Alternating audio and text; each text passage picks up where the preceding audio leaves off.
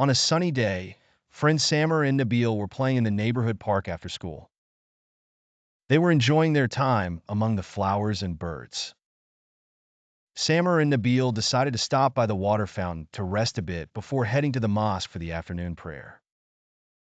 The friends noticed an elderly man standing near the fountain starting to perform ablution, but they saw that he was making mistakes in some steps.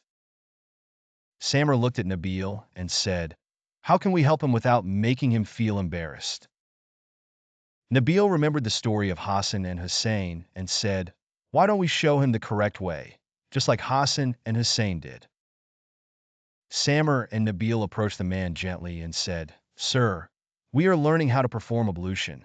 Could you watch us and tell us if we are doing it correctly?" The man smiled and said, "Of course, let me see." Samer began his ablution. He washed his hands 3 times, then rinsed his mouth and inhaled water 3 times and washed his face 3 times.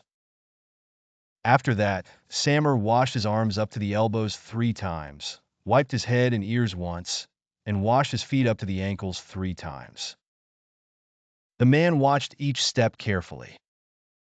Then Nabil started his ablution in the same way Samer did. Nabil washed his hands 3 times, rinsed his mouth and inhaled water 3 times, and washed his face 3 times. Then he washed his arms up to the elbows 3 times, wiped his head and ears once, and washed his feet up to the ankles 3 times.